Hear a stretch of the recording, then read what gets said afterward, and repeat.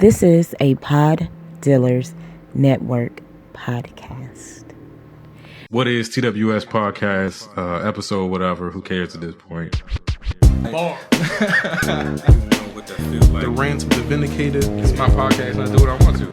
People, listen. Word, is it still live? It's not working for me, Rich. All right, we gonna keep going. I know I changed my voice at work. Bars on the radio. What is TWS podcast? When ready. I feel like the Neanderthal. Staring at my watch and I'm feeling so new school.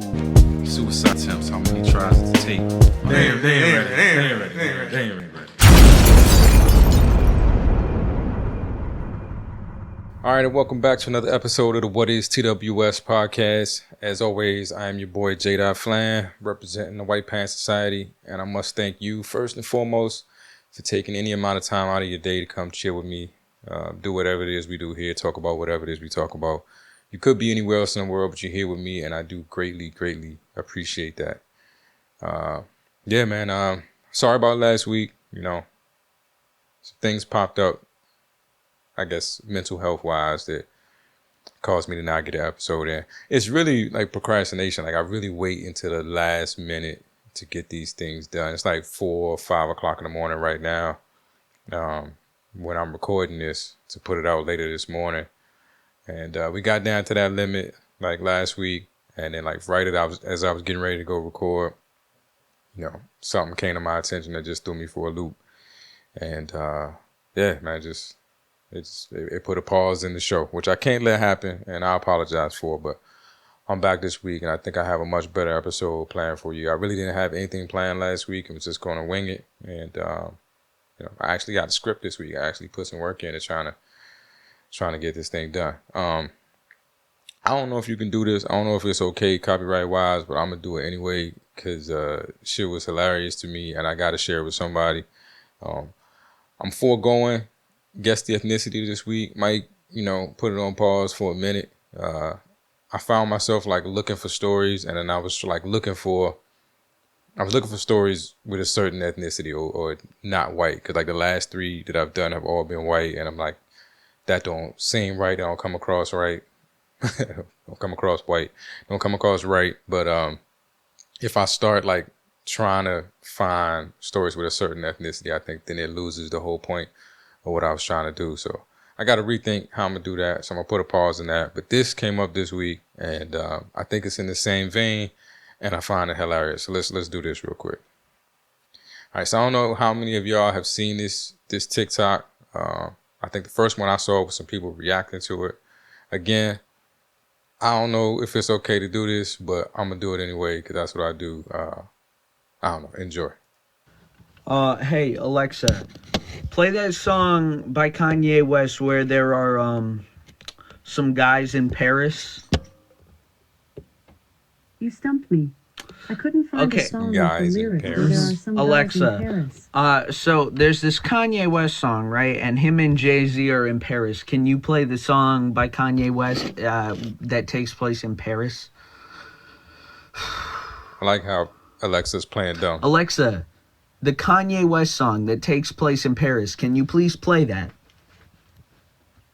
Was that play Kanye West? Yeah, but specifically the one in Paris, you know, where the fellas are in Paris. The fellas in Paris. I love the frustration. Play Dudes in Paris by Dudes in Kanye Paris. West. That's what they should have named. Here's a station for you based on the song Dark Fantasy. No. Alexa, by Kanye that's West. not it. No. That's not it, kid. Let's kill that. No, I ran across that, and I love it. Like, and it should be a sign to all artists, all of us. We know, we know they say it. We know they say you put it in a situation where he can't even like pull up the song without saying it, and you know, maybe that was the whole point of the TikTok to show like there's no options. What was that? Well, you know, he tried every which way he could think of to listen to niggas in Paris without having to say niggas in Paris, and it's fucking hilarious to me. It's I just wanted to share that because that's my sense of humor. That's what I find funny, and I think that was hilarious. Let it be a lesson to you all. The other thing I came across this week that was interesting to me was I was checking out the Conway the Machine album. I think it's what it's called. God Don't Make Mistakes or something like that. Dope album, super dope album. Really just kind of getting into Conway the Machine. You know, I've been a Benny the Butcher fan for a while. Seeing what they're doing in Griselda. Again, like I appreciate like lyricism and people who take the craft seriously, and people who just rap well, regardless of what you're rapping about. And these dudes do, I think, make an effort to like tell their whole story. Of course, you know, it's the drug bars, and it's a lot of, you know, that kind of imagery in the music, but they take it beyond that, and they do it, you know, at every moment, with whatever the concept is, whatever the content is, they do it with skill, and I appreciate that. But Conway got a song on there with Jilly from Philly, the legend Jill Scott, and when I saw that, I'm like, I want to hear this one, and I'm expecting, you know, Jill to do like a hook or something like that. But she's spitting on this one. And I hadn't heard anybody say anything about it. Like, did I miss the conversation about Jill Scott's verse on this Conway song? And maybe I did, because I don't pay that close attention. I don't know what y'all talking about half the time. But the Jill Scott verse caught me off guard. And let's listen to a little bit of it real quick. Why I fuck with you most was the you that I get. It was the rhymes that you spit, your confidence in the dick. Why we stayed close, we wasn't monolithic. My lane taught you some game, you got me nice with a blick. And I mean, she goes on like that for the whole thing, like talking about being in Buffalo or whatever. With kind of like she plays the role of whoever Kanye Maine was at the time, and shit is crazy. I don't know, like. It's no deep message to that. I ain't got nothing important to say about that. I was just crazy ass verse from Jill Scott on a Conway the Machine song that I wasn't expecting. And I haven't heard, you know, many folks talking about it. I just thought it was super dope. So I wanted to share that with you. Let's see. One more thing before I get into the main stuff. We lost a legend this week. We lost Emilio Ernest Delgado. Hope I'm pronouncing that right. But he played Luis on Sesame Street. And like it really hits me some kind of way, because when I had my daughter, like I think right before my daughter was born, like we just lost a bunch of people that I thought it would have been dope to be able to like share with my daughter, like for us to have these shared experiences. Like, you know, before she was born, I had to come to terms with the fact that she was going to grow up in a world with no Michael Jackson, with no Whitney Houston, with no Isaac Hayes. Like all these people were gone, you know, before she got here. And it kind of had an effect on me. And I realized with this that here's one person that, you know, actually, you know, transcended the whole time period. Like he was around for me. He was on this show. He was on Sesame Street for more than 50 years. He started in 1971. So yeah, 50 years. Held the record for the longest running Mexican-American on TV. So yeah, Emilio Ernest Delgado, Luis from Sesame Street, he passed this week. But you know, legend, absolute legend. So I had to take a moment with that. And shout out for Drea from Drea's Point of View for sharing that with me. I would have had no idea it happened had she not sent me that link for that. So let's see. Getting into the proceedings this evening. What am I drinking tonight? I'm back on the hop tea. They had this new flavor that I just noticed, the really hoppy one. So I decided to add that to my my delivery for the week. And I really like it. Like I was IPA. I drank with a purpose. I drank like double IPAs, and I was looking for beers with like the highest ABV possible. And this reminds me of that. Like really hoppy, you know, really bitter. Got that double IPA flavor to it to me. And again, you know, it's brewed with black tea. It's, you know, they just infuse it with the hops, no fermentation, so absolutely no alcohol, 0 sugar, 0 calories, all flavor. It's dopeness. And no, they do not sponsor the show. They probably should, but I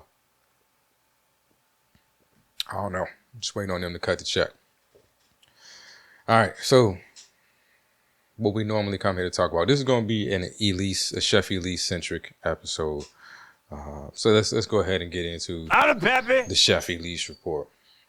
So the big thing for me this week and over these past 2 weeks has been like trying to make sure I'm checking my motivations, that I'm staying in tune with why I'm doing what it is I'm doing, and that I'm doing things for the right reasons. And it's come up a lot with me in terms of just being a dad in the last, couple weeks, month or so, whatever. Firstly, last week was Sheffield Lee's first soccer game.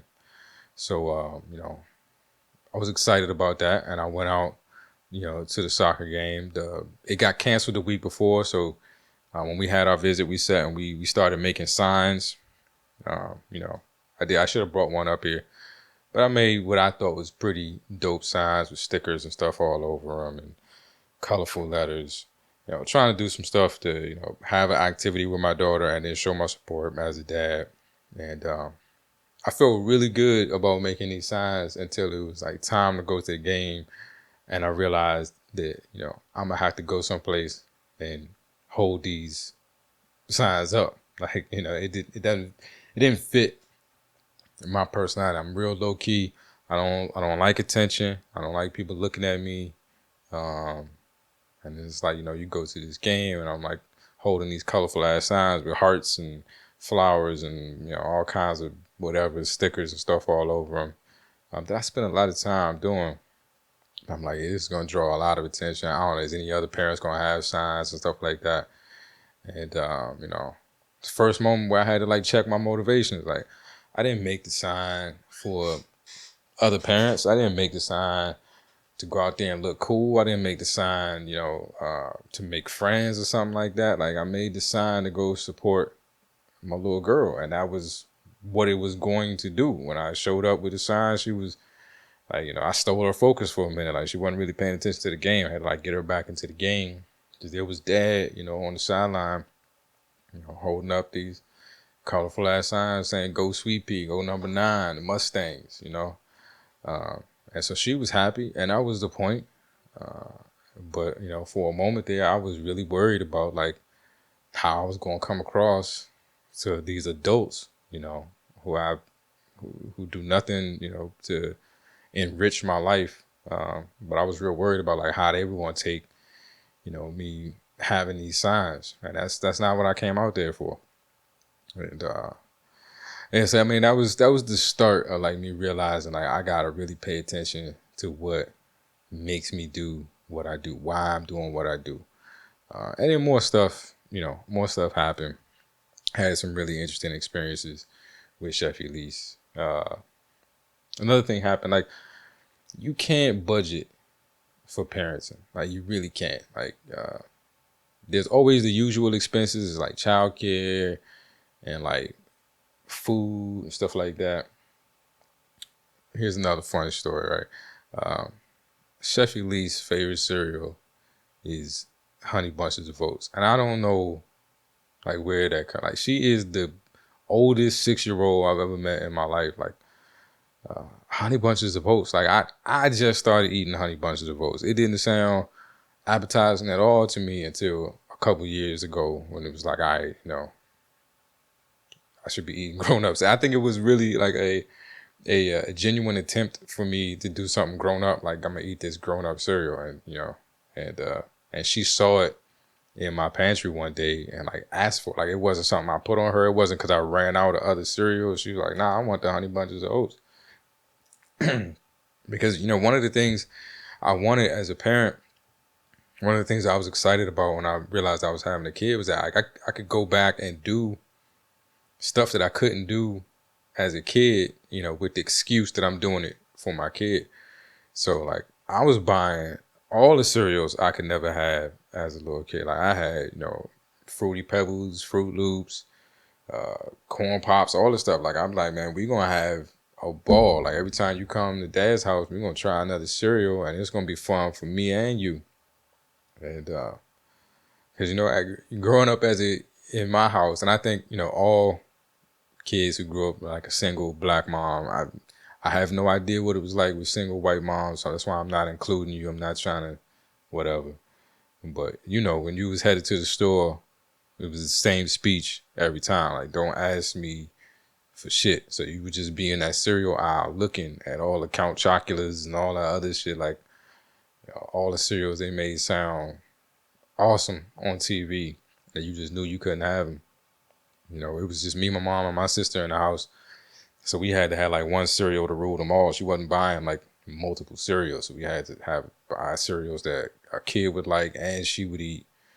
So, you know, maybe if something went right that week, we got like Honey Smacks or something like that. But usually it was like puffed rice, which is the adult bland as fuck version, I guess, of Honey Smacks.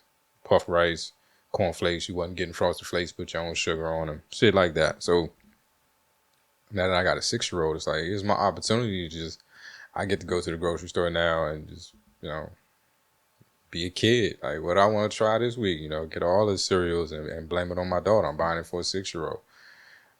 But that's not how it went. She's seeing Honey Bunches of Oats up there, so now she wants Honey Bunches of Oats. Anyway, but I digress. Yeah, budgeting, you know, as a parent is always an expense, clothes, activity, something like that. And a lot of times you had that stuff planned, but then schools always come out of nowhere, you know, out of left field with just some bullshit. So this week, she had a fundraiser. Like, they was doing some sort of fun run, something like that. I guess it's supposed to be getting the kids fit and thinking about exercise and health and stuff like that. And at the same time raising funds for the school. And it was one of those like pledge deals, like, you know, where you have to pledge a certain amount of money for every obstacle they complete or whatever. And then they run the thing and your bill gets run up or whatever. And that's really weird to me because it feels like like reverse betting or something. It's like if I believe in my child, then I'm losing. Like, you know, if I'm pledging money, I think the more money I pledge, the more I intend to lose if I actually think my child is going to see this stuff through.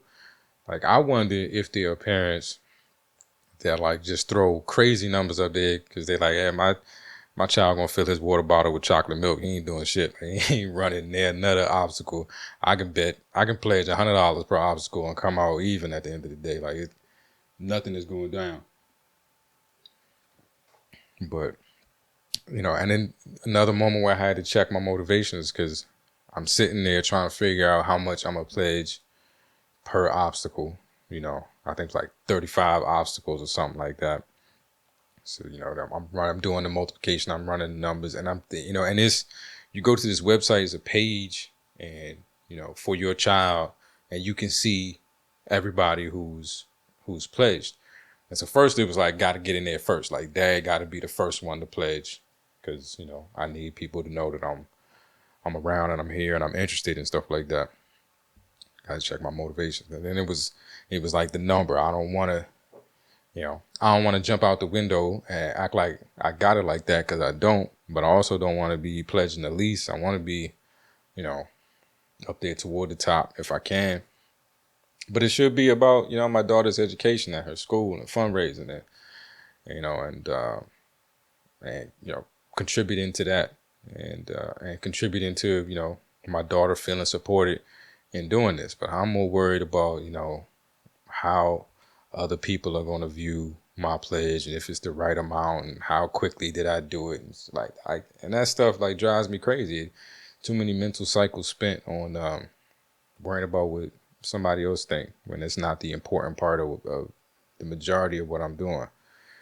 But whatever, I pledged what I pledged, and then I forgot about it. Yeah, I completely forgot about it. And it's like the day or two before the fun run was supposed to happen, I see a message from her teacher, pretty much telling us how it's going to go down, where it's going to be, and they saying that parents are allowed to be there. Parents can be there, and you know, but it's on a school day, you know, AKA a work day for me. And it's early in the morning, you know, like 8:30, you know, which is early to me. Actually, it was at 8:25. And that was the first thing that pissed me off because don't shit start at 8:25. It started at 8 or it started at 8:30. Like, I could even take 8:15, but 8:25 just seemed stupid. Like, you say 8:25, I start hearing Maxwell. Like, let's not play let's not play that game. Let's not do that. You know it starts at 8:30. Just call it 8:30. What the fuck is 8:25? Don't whatever. Anyway, so I'm thinking about it.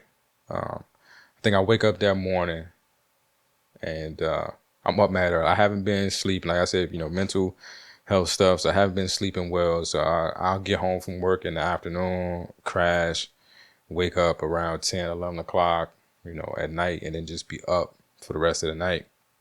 So I'm up at like 5 o'clock in the morning. I'm making teas. I'm making some iced tea for, the next couple of days. I had something to drink. And then I'm cold brewing this black tea that I have with espresso and stuff in it. So that's like my coffee replacement, and I do a cold brew on that. So I'm up and I'm doing stuff, and it dawns on me, you up.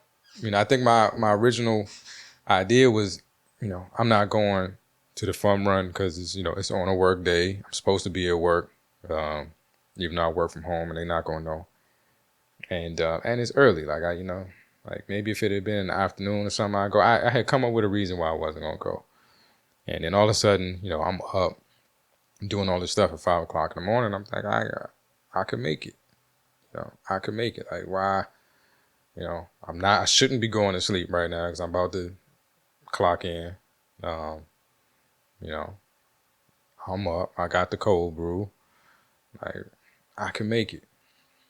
And so I'm going back and forth about whether or not I should go, And the stuff is crossing my mind. The things that shouldn't be crossing my mind, shouldn't be a part of my decision are there.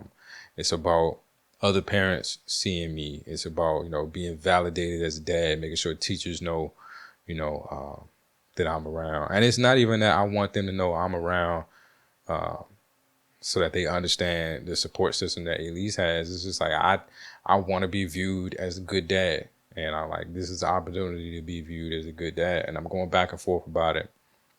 And eventually the thing that got me to go was that I knew my daughter was going to be happy to see me. I knew it was going to be a big deal for her because she didn't know I was coming. It was going to be a surprise. I knew it was going to be a big deal for her, for dad to be there. And that if I missed out on an opportunity, I was going to feel bad for the rest of the day. So forget about, the impression to make on anybody else and parents and teachers and stuff like that.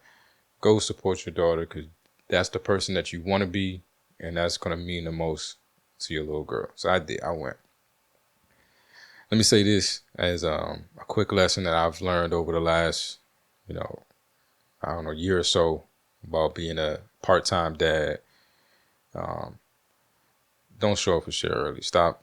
I got to stop showing up for shit early. It's the worst. My daughter's 6. And so I'm showing up to events. I'm a grown-ass man. And I'm showing up to events for small children with no kid. Like, I'm usually there early before the kids arrive, before most people arrive. They setting up or whatever. And then here's this dude with no kid by himself. I normally, not 100% sure about where I'm going. So I'm wandering. I may be looking at my phone, trying to reread the email to understand where I'm supposed to be. I'm trying to find some place to be that doesn't look suspicious, and that's impossible. If you stand too far off in the distance, suspicious.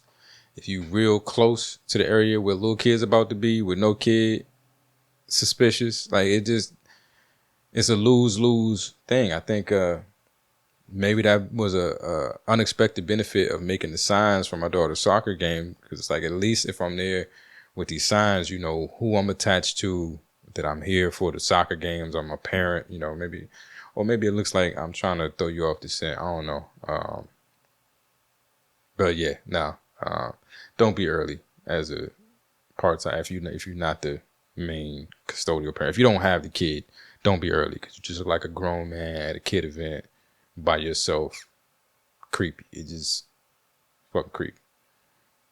Back to the story though.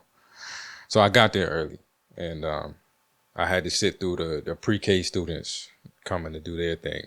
Pre-K went first, and that was an experience because I looked even worse. I looked even creepier because now I'm there, and the kids show up and they're doing their thing, and I don't have one to claim So now it really looks like, why are you here watching pre-K kids do something if you don't have a pre-K kid to be that? And, you know, sitting off to the side didn't help. Trying to look like I wasn't paying attention didn't help. Now I just like a bad dad. Like, if you're here, you must got a kid out there, but you sitting there with your headphones on or something. Like, I don't know. I worry too much about stuff like that, but I'm gonna stop getting there early.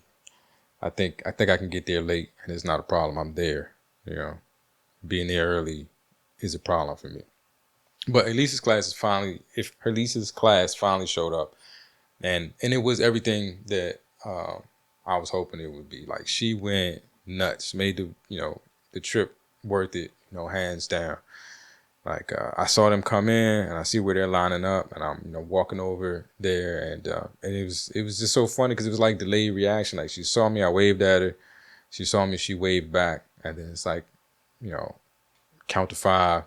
She realized who she was waving at, and then like she went crazy, jumping up and down. She's telling the teacher, "That's my dad, that's my dad." She's telling other students, she's pointing me out. Like, I felt like a celebrity for a minute there.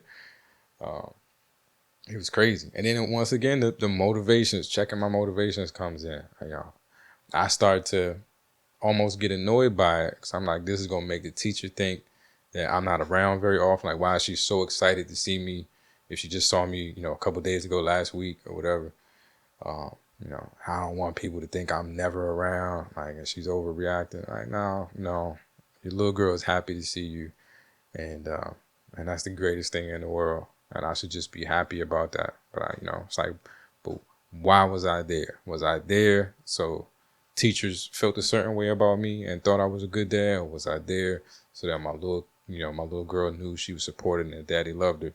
And if I was there for my little girl, so she knew that daddy cared enough to show up, then mission accomplished. I shouldn't feel no other kind of way about it.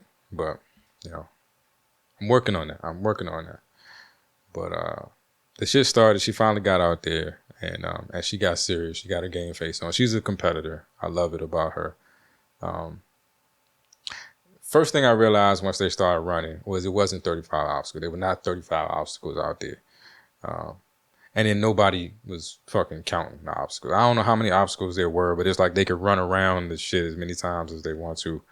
And but wasn't nobody counting how many obstacles these kids were doing. So basically I was locking myself in for whatever the multiplier was, whatever I pledged times 35, And that's not, I'm not mad. I'm just saying, like, you sold me on a premise that I was pledging per obstacle, and you had no intention of seeing that through. You were just going to hit me for the max that you could hit me for, regardless. I'm just saying, truth in advertising and integrity is important, especially when we're dealing with the kids. Teach the babies. Somebody should have been counting just to make me feel better. I wasn't going to check the numbers, but when it's clear that you just, whatever, like, I don't know, fucks with me. I ain't gonna bore y'all with like a story about this has already been too long, about kids running around the track. But it was, with everything with Chef Elise, there's always something hilarious that happens. So the first obstacle, they called it the floor is lava. And they had an adult run the course first and show the kids how to run the course. And I don't even think the adult took the floor is lava concept as seriously as, the floor is lava is supposed to be taken. Like, she just ran through it and did the rest of the things. When the pre-K kids did it, they got to the floor is lava section, and nobody, whatever, they just ran through it. They had like little stones or whatever, cones you could jump on, and you're supposed to jump from one to the other to get through the floor is lava. Nobody did it. Chef Elise's turn comes up, dead serious. The floor is lava. She found the first stone. She got 2 feet on it, and you can see her plotting her course through the thing. And kids is just zooming past her. Everybody's running past her. She don't give 2 shits. The floor is lava. I don't care if y'all don't respect the rules. I respect the rules. This is serious. Hey, and she took, and every time around, like, not just the first time around, not the second time around. Every time she came around, when she got to that point, it was stop, hold up, let's get through this. The floor is lava. Y'all are dead. Everybody's dead that just ran past me because y'all don't listen. And it was a beautiful thing. At one point, they had a lap where you were supposed to run with a buddy. So, a little girl stopped and they held hands and they ran around. And they kept the buddy lap thing going until the thing ended. So for like 6, 7 laps, they ran holding hands. But every time they got to the floor as lava, it was like, go on. Like, you can go on, because I ain't stepping in the lava. It was beautiful to watch as a parent, because that is commitment to doing the right thing, whether or not anybody else is doing it. Like, I don't care that y'all not following the rules. I'm following the rules. No peer pressure. You're not gonna make me step outside of what I believe in so I can fit in. No. The floor is lava. Dead serious. And she made them, and the kids waited. They waited every time for her to get all the way through the lava before they ran the rest of the course. But every fucking time. Shouts to Chef Elise. She's a beast. I love her. Love her to death, if you didn't know already. But yeah, I'm not going to hold y'all too much longer. She did have another soccer game this weekend. And just another fun experience being a dad. You could tell all the parents there secretly were hoping that the game was going to get canceled. It was a little colder out here in Texas than it normally is. And everybody was hoping the game was going to get canceled, which it didn't. But we all showed up and supported our babies anyway. I do want to say this. This is a reminder to parents of kids in, 7 and under youth league, soccer leagues or whatever. No one's keeping score. Relax. Chill. Just let it go. Like, there are no scouts there. Ain't no scholarships up for grabs. Your kid is not losing anything if somehow a call don't go your way, or I don't even know why it's the ref. Like, who cares? Let them just run back and forth and kick the ball. I guess they trying to teach them the rules. That's cool, but it's no reason for you to be getting upset like that. No reason for you to be taking it that seriously. If your kid is having fun, if your kid is not crying, you shouldn't be this upset. Cause they having a ball. They don't care. They don't even know what's going on. Like, just they not keeping score. It's amazing how many parents leave the game like talking about what the score was. There was no score. Yes, I know this team's scored this many goals and that team scored that many goals, but it doesn't matter. There's no champion at the end of it. Everybody gets a trophy. Chill, like, just fucking relax. And like even the ref that was reffing the game was a kid. He couldn't have been no older than like 14. With glasses, looked like he could have been in the Sandlot or something. Like, you yelling at the Sandlot kid, like, fucking relax. He don't know. He might be a little scared, intimidated by these 6-year-olds. Can you imagine trying to tell a group of 6-year-old girls not to do something? I don't want to do it. Of course, Sandlot didn't want to do it. Like, if you're gonna get mad at the thing I wanted to do, if I was gonna yell at the ref, I just wanted to one time, wait till he like missed the call and be like, "You're killing me, Smalls." Like, I just wanted to do it one time. He would have had no idea what I was talking about. The rest of the parents would have, had a laugh. That's how you do it. Like, don't take the game this seriously. The only person that I'm okay with taking the game as seriously as they do, and it's fucking hilarious to me, is the coach. Like, the coach of her team, he's pacing the sideline the entire game. He's just like barking out orders to these little girls who either don't know what he's talking about or don't care. Like, the ball is there, I'm gonna go kick it. Like, other than that, all the stuff you telling me about stand over here or spread out, you done said it 3 times and nobody's moved. Like, it's not happening. But he's pacing the whole time, and it looks like he's getting upset with like calls and stuff like that. And I want him to care. I love that he cares, but it is fucking hilarious. He got a little folded up piece of paper that he keeps with him, and he keeps looking at him. Like, ain't no plays on the paper, coach. Like, you're not calling plays. If you are, that's sad. But ain't no play. What are you looking at? I hope it's like your grocery list or something, and you thinking about what you got to pick up at Target after the game. Like, that'd be more productive than you sitting there trying to figure out what formation to call on it. Like, just let it go. But these people take it real seriously, and that adds to the fun for me. Yeah, and I it's just jokes, coach. I love you, coach. Like, you're doing a great job. Appreciate you. But it's a good time. Clearly I have a good time going out there. And that should be the reason why I go out there. And I'm trying to make sure that I view that as a reason that I go out there. Because I've been out there and there are people who knew me from, or knew of me from the period before I got sober, before the divorce. And people who had not so kind things to say about me, or horrible, people who had horrible shit to say about me and horrible opinions of me. And I see them at these games, and sometimes I feel a sort of way, and then I have to remind myself why I'm there. I'm not there for them. I'm not there to prove to them I'm a good dad. I get wrapped up in it a lot. Like, I know there are people who think I'm a certain thing, or heard that I was a certain thing, and I want to prove to them that that's not true. And it's just not worth it. It's not worth it. You know, character over reputation. You know, I want to be a good dad. So let me focus on being a good dad, regardless of if anybody sees it, understands it, believes it, whatever. That's not important. Like, do what I know is right because I know it's right, and not because, you know, I don't want anybody to see me doing wrong. Like, that shouldn't be my motivation. And you can spend your life trying to do everything right, and people still, you know, think you're an asshole. Right? So there's no point to it. You know, to take it back to, you know, what my mom used to always say. I was getting ready to call her flan dog, but she hates that, so I ain't gonna do it. But getting back to what mom used to say, you know, Jesus Christ was perfect and they crucified him. You know, so what chance do you have? Like, you could do it all the right way and people still want to see you however they see you.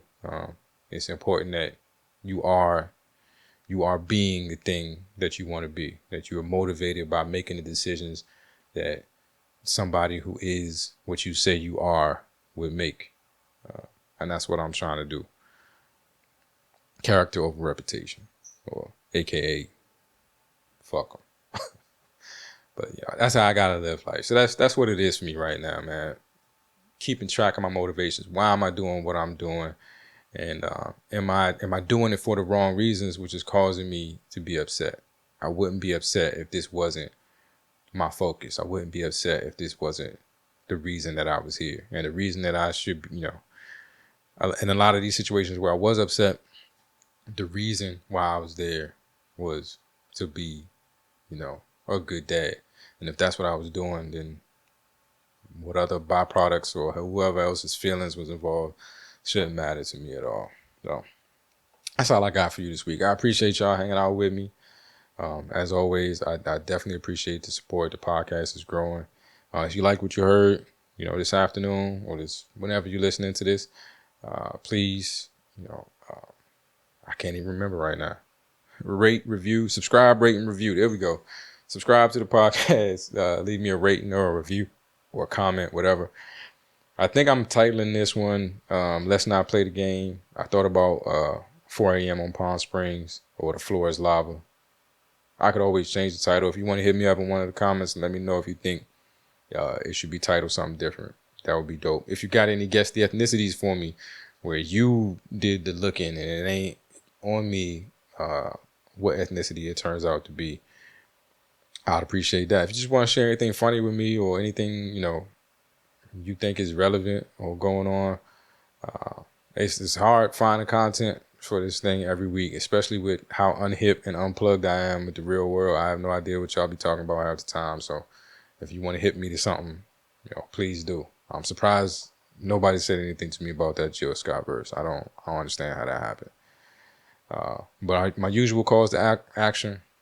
I got to hang out with Zaya Fitness again this weekend. We went and got some barbecue. We really got to stop taking him to barbecues and non-vegan restaurants. That's just not cool. But if you're looking to get your fitness and your nutrition together, Zaya Fitness is the man. He can get you where you need to be. You can hit him up at livealphafitness.com. That's LIV alphafitness.com. He can get you right with all your fitness goals, nutrition goals. Zaya Fitness, livealphafitness.com. Then, as always, hit up the What is TWS merch store. So that's whatistws.com/store. Coupon code hoodie season, HOODIESZN, will get you 20% off your entire order.